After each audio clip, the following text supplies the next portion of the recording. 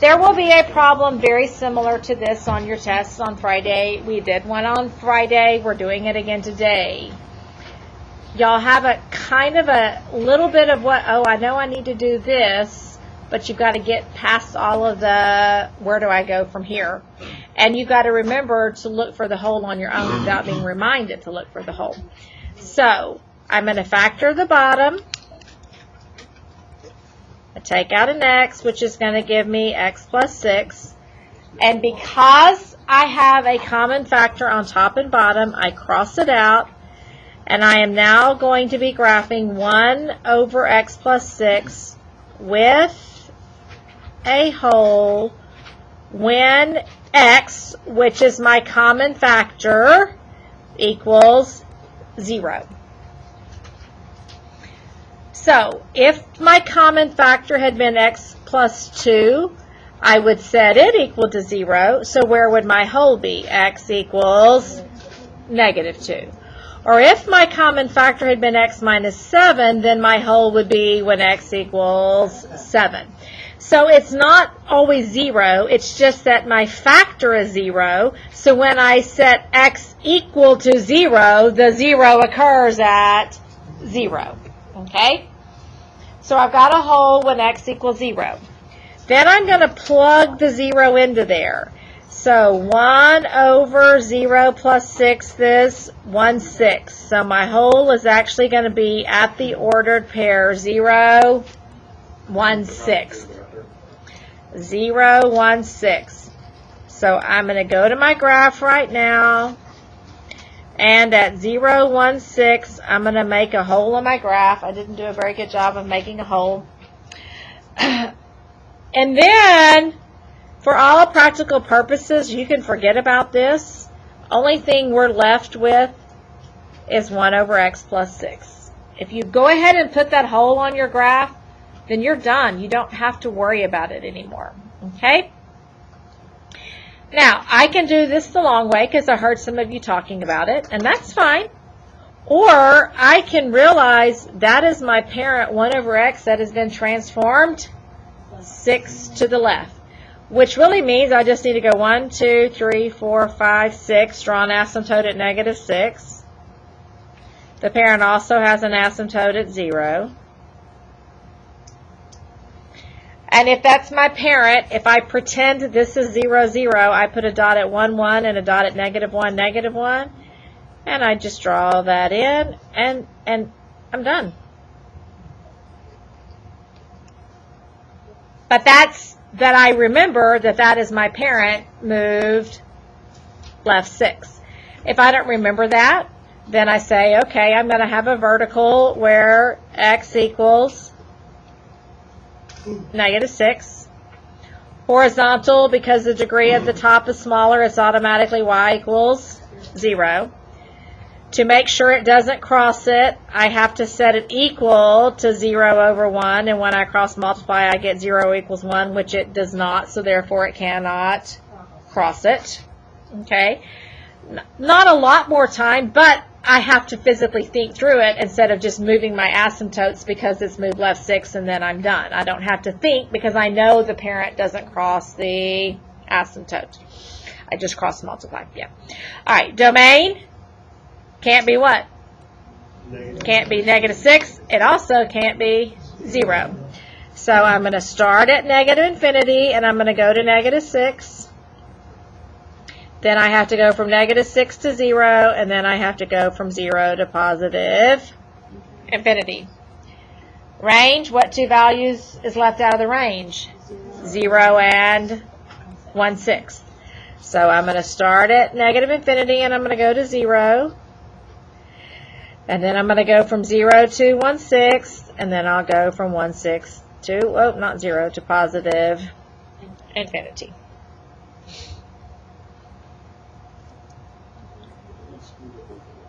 All right, so that's your whole. Tomorrow we're probably going to do a piecewise function graph because y'all need to practice that as well. We did them in class on Friday, but you never really did them on your own, so I need you to practice that. Okay, so hang on to this paper. Keep looking over it because you're going to have a problem very similar to this. Now, let's pull out some papers and get rid of some papers. Find the paper that says quiz. Find the paper that says quiz. I told you to circle some problems on Friday, so for those of you who actually wanted to work on it this weekend, you could. Now I'm going to take some problems off because honestly, after today's lesson, you should be able to do everything on here. So I think I told you this on Friday, but if I did not, scratch out the word boundedness. I'm not worried about you doing the boundedness on this because you don't really know what these graphs look like. You will be tested on boundedness, but you'll only be tested if the picture is there. So you're not going to have to try to know boundedness without knowing the picture, okay? So don't worry about that there. Same thing on 4, scratch out the boundedness. We're not going to worry about it. And on the 4, number 4, only find the domain for this problem. You see how there's an A, B, C, D, only find the domain. This is way too complicated. I'm not worried that you understand the rest of it. I'm worried that you understand the domain. Okay? You do not need to worry about answering number 6. We are not going to be writing a definition. Tell me what the definition of one-to-one is. For every x, it has a unique y. It's all paired up 1-to-1. 7, scratch out C. On 7, scratch out C. Then if you'll turn the page, I left boundedness on this one, but these are all the parent log function.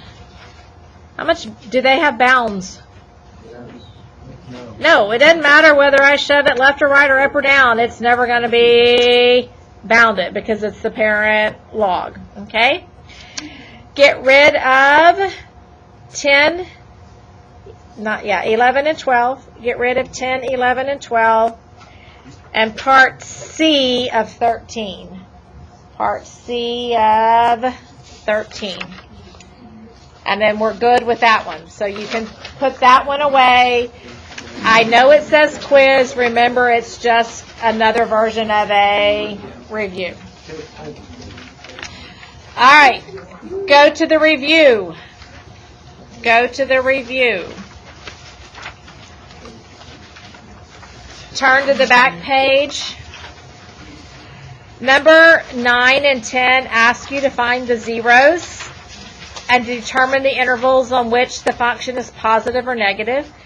You would only be able to do that if you had a graphing calculator and you're not going to have one. So go ahead and get rid of those problems. But if I give you a graph, where are the zeros? What crosses the x-axis? And remember, intervals like if my finger's going da-da-da-da, then from there to there it would be increasing. And then if it turns from there to there, it would be decreasing. Okay? So that is not something you're going to have to graph on your own. Omit number 18. Omit number 18. And omit number 28. Omit number 28. We're not going to be graphing the cosine function. 18 and 28. Okay? So, that you never need to worry about. Okay. First packet, over the weekend, I told you to make sure you go back because I explained to you you needed to be using the 12 basic functions, not these 12 graphs, and re-look at questions 1 through 28, and I told you I would answer any questions over those today. So is there something out of that 1.3 homework, questions 1 through 28, where you're looking at graphs and identifying, is there anything on there that we need to clear up for you today? Katie, you need to go to see Miss Miller in room 225 immediately. Yes, sir. Number 25. Number 25. All right, so it's this notation again that's probably bothering y'all. And remember, we talked about this some of the very first days, and then we kind of had a little extended break. So this is just saying, what is my graph doing to the right? So this is to the right, and I want my graph to go up. So I want the graph to the right to go up. This notation means to the right. This notation means up. Limit means I'm looking at that arrow going way, way, way, way out there. But the trick was it says which functions do not have that end behavior. So if I go back and look at those parent functions, is this one going up to the right? Yes. Is this one going up to the right? Yes. Is this one going up to the right? Yes. Is this one going up to the right? No. So that's one of the ones who do not. Is this one going up to the right? Yes. Yes. Yes. No. Because this one just stays between -1 and 1. And so that one is not going up to the right. Not going up to the right. Yes. Yes. It's weird, but it's still going up, and then no, because this one levels out. Okay? And then the one right underneath it is just the opposite. This notation, the limit as x approaches -infinity, that it looks like an 8. All that is saying is I want the graphs that are going down to the left. Okay, it's just a weird way of saying going down to the left. So f of x is up and down, x approaching is left and right. So this is your left and right, and this is your up and down. Okay? Does that help that? Okay. Any other questions on that? Yes, sir. Number 11. Number 11. How do you read the transformations? Well, it is going to be the cube root transformation. And so you got to go up there and find the only thing that has a cube root on it, or none of them have the cube root on it. So, oh, it is saying that one is sine because it's just a little small part of it. Okay. Again, don't get hung up. That I'm not worried about. Okay. It's not a concern for this test. All right, anyone else? Okay. So, before I start going over the homework that I gave you on Friday, I want to talk about this because it shows up, and it showed up almost every night on every assignment, and we keep talking about it, but the sooner you finally just get it a quick visual in your head, you can quit thinking about it so hard. I have a square root with a squared underneath there. So in order for this to stay positive, do I need 6, 7, 8, 9, 10, or -6, -7, -8, -9, -10? Can everybody understand that part of it? So get in your mind that this graph is going to look like this. And the domain is going to be from -infinity to -6, and from 6 to positive infinity. And if I change the number to 49, it just changes the 6's to 7's or vice versa. Okay? Now, what they're also giving you is that. So is 6 still my magic number? But now, instead of going 6, 7, I need to go 6, 5, 4, 3, 2, 1. So this graph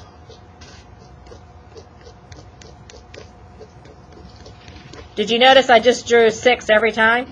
It's going to be -6, it's going to go up to the 6, and it's going to come back down to the 6. And it should look a lot better than that, but it's basically a half of a circle. It's the top half of a circle. Okay? So what is the domain of this one going to be? -6 to 6. And what's the range going to be?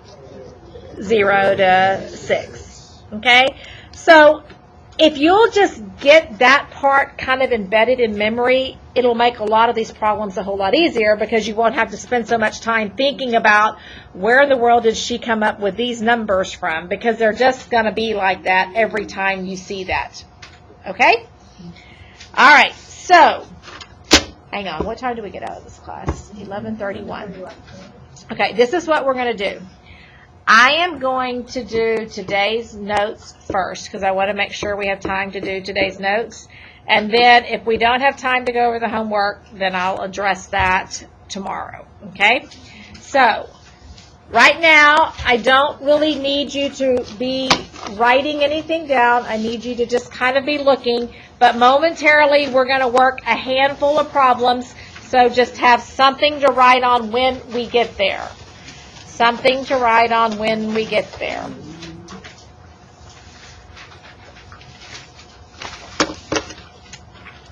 All right. Section 1.5, do not be upset by the word parametric. We are not dealing with parametric. All our concern is inverses. And there is not one thing I'm going to say to you today that I did not say or your teacher did not say to you multiple times last year, because every time we did a parent, the next unit we did was that's parent's inverse. Okay?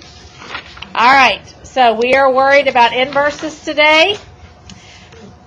An ordered pair AB is in a relation if and only if the pair BA is in the inverse relation. So that means we do what? We switch the X and the Y. We knew that already, right? All right, horizontal line test.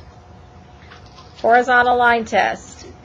If I graph something and I want to know whether it is a function, I do a what test? A vertical line test. If I want to know if its inverse is a function, do a horizontal line test. So is this a function? Yes. Is this inverse going to be a function? No. Okay? Is this a function? Yes. Is this inverse going to be a function? Yes. So a horizontal line test just tells you whether or not its inverse is a function. If f is a one-to-one function with domain D and range R, then the inverse of f, denote it, remember that notation, f negative 1, is the function with domain R and range D. Did we not just take the domain and range and switch them? So what was domain becomes range, and what was range becomes domain. So you don't have to figure out the domain and range of both of them. All right, so now solving algebraically. Before we do this problem, I want to start with one that's a little simpler. So if I give you f of x equals 2x plus 3, let me see if I can get this thing to quit coming and going from focus.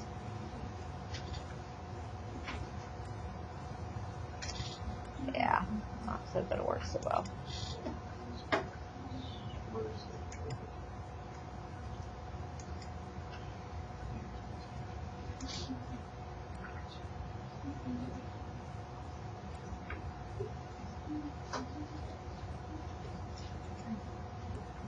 All right, I'm going to leave it like that, and in a minute when it focuses better, y'all remind me to try to lock it. All right, first step, f of x has to become y. First step, f of x has to become y.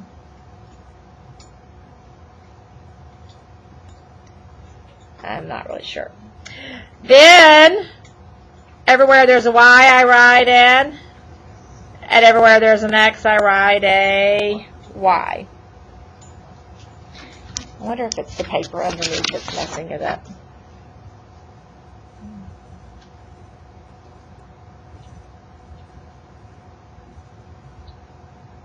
It's just not liking this paper. Let's try this one.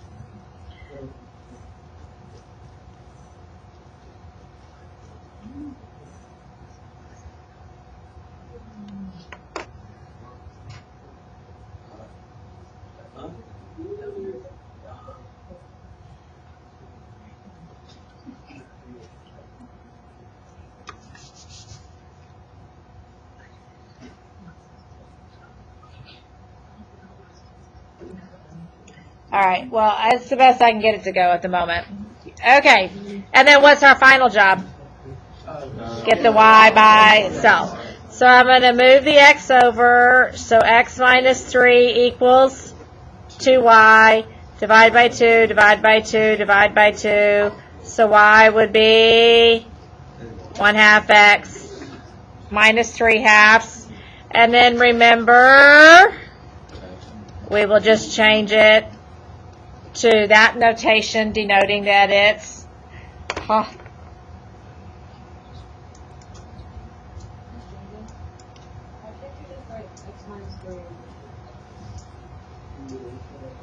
you can. Oh, okay. I didn't know if it mattered.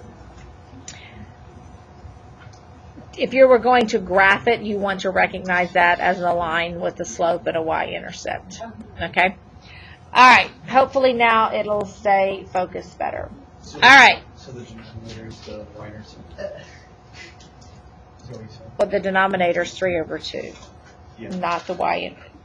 But the denominator is 2 itself is not the y-intercept. Oh. That's why I would do it like that. All right. So what if I have y equals x squared plus 3? Then I would do x equals y squared plus 3. So y squared is going to equal x minus 3, right? Square root, square root. So y is plus or minus square root of x minus 3. Okay. If I come up here, my domain would have been all real numbers, agreed? And my range would be y greater than or equal to 3. If I come down here,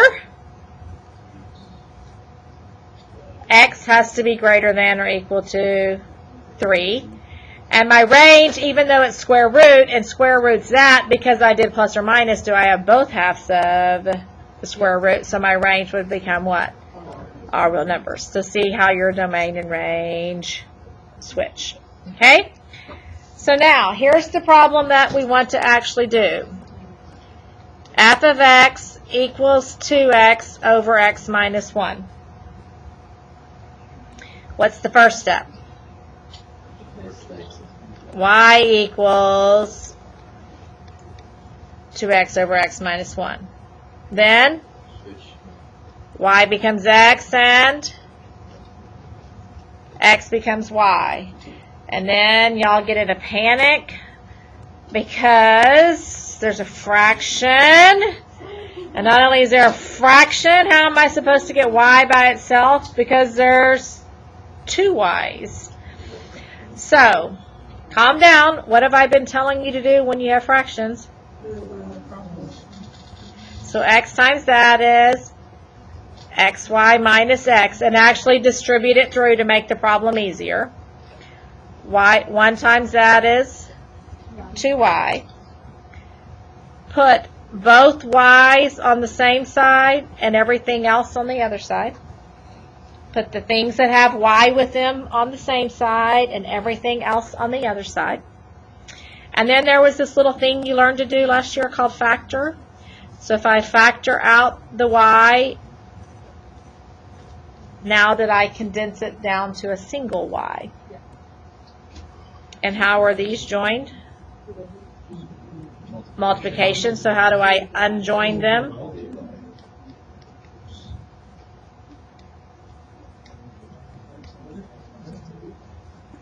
Whoop, x over x minus 2. And then appropriately written. Yeah, you just switch the coefficients. The 2 and the 1. All right. Oh, wow. So if I come back up here, would domain have been x does not equal 1? And range would have been y does not equal 2. Because when they have the same degree, don't I use the coefficients, 2 over 1. And if I did the math, it's going to be that it cannot cross it. Oh, sorry. I'd use the coefficients, and if I did the math, it would say it can't cross. Now come down here. What? Domain x cannot equal what? 2. Coefficients y cannot equal 1. Did I already know that before I started? If this was 1 and 2, then this is going to become 2 and 1. So the restrictions you have to start with carry over and then they come down there. Yes, sir. So, probably some questions. So you write it that way for doing No, I'm just trying to write it as quickly as I can. You still need to use the interval notation. All right, let's do another one. Y equals 3x over x minus 4.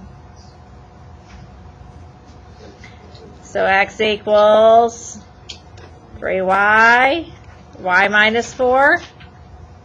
Cross multiplied would be what? xy minus 4x is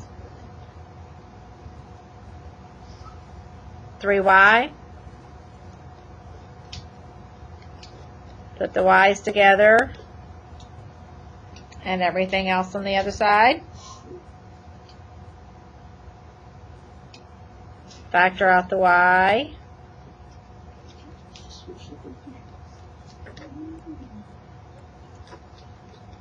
And then divide. So 4x over x minus 3.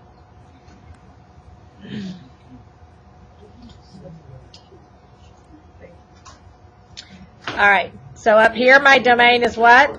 X can't be 4, which means down here my range is going to be y can't be 4.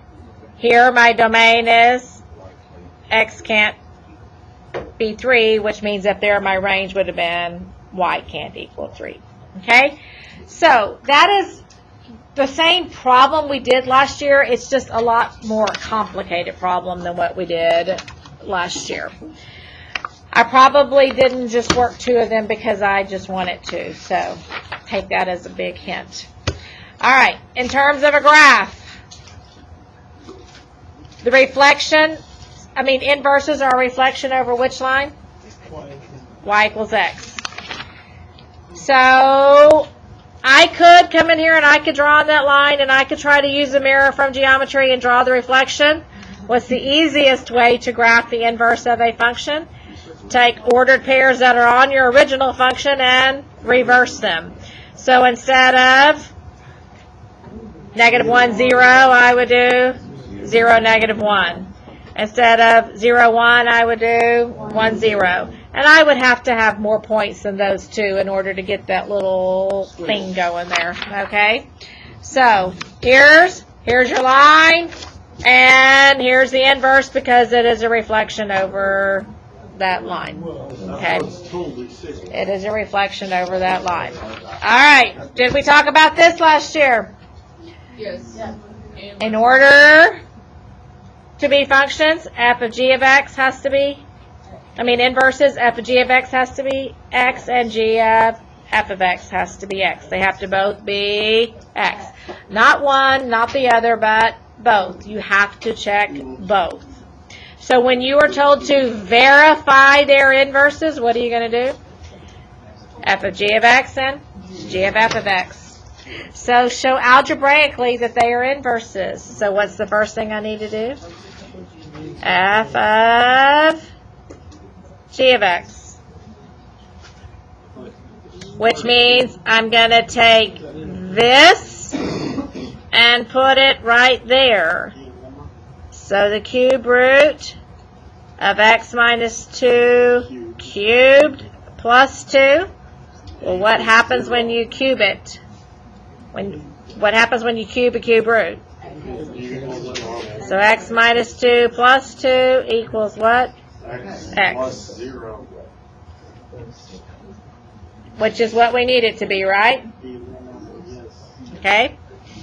And then g of f of x means I take this and put it there. So the cube root of this quantity, x cubed plus 2. Well, that parenthesis really doesn't mean anything. So x cubed plus 2 minus 2 becomes what? And the cube root of x cubed is x. So did I verify through compositions that they were inverses?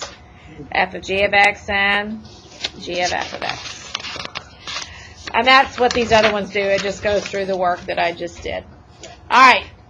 So this packet, turn to the 1, 2, 3, 4, 5, 6 page, and you want the back side of the 6th page.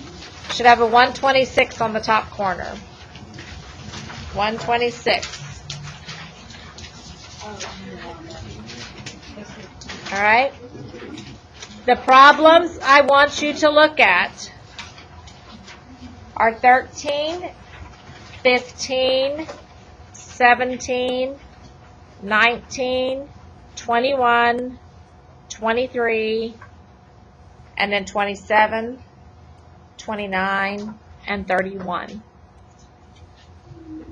All right? And these are actually going to be what we start class with on Wednesday, because not all my classes will be here tomorrow. So you'll have some time in class tomorrow to finish that up. All right. Let's talk about the homework, and get as far as we can. The homework from... Actually, you know what? I'm going to wait because I want to have enough time to explain it in entirety and not get y'all all freaked out about it. So, if you did not get a chance to look at the homework over the weekend, please look at that tonight, and we will talk about that tomorrow. On this first section, do not try to do anything fancy on this division. I am not trying to get you to divide. I am trying to get you to recognize domains and restrictions. That is all there is for this. Not truly try to divide that square root by that squared. Okay? All right. So we'll pick up there and we'll talk about that tomorrow. Did we get to talk about the composition part of it, or did the bell ring in here on Friday before we talked about the composition part? Well, I think, here's what I'm trying to ask you about. Did we do the part where you have to decompose them? No.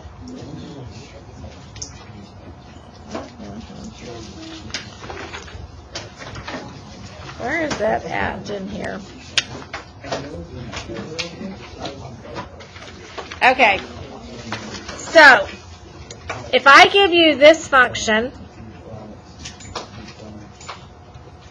that is not the one I'm trying to do. Where did it go? Here it is. X plus 1 squared minus 3x plus 4. And tell you that this is h of x, and h of x was formed by doing f of g of x. So your job is to find f of x and g of x. And y'all make this way harder than it needs to be. If I make f of x, x squared minus 3x plus 4, and I make g of x, x plus 1, if I take that and plug it in place of those x's, would that be f of g of x? If I take that and put it in place of those x's, would I have the quantity x plus 1, 3x plus 1? Okay? Kind of the same thing. If h of x is the square root of x cubed plus 1, let f of x just be the square root, and let g of x be x cubed plus 1. So when I do f of g of x, doesn't that just take that and put it under the square root? So they're not meant to be tricks. You're just going to basically, okay, my parent here was really a quadratic, so I'm going to write a quadratic, and then what am I plugging into that quadratic? X plus 1. My parent is a square root. What am I plugging into that square root? X cubed plus 1. Okay? Because part of that homework, and I may not have assigned those, was to do 23, 25, and 27. But I may have not told y'all those because it seems like we didn't get to that section in this class. So make sure you look at those. So 5, 7, 12, 13, 15, 16, 17, 19, 21, and then 23, 25, and 27. Okay? I still can't. Wait, what is it?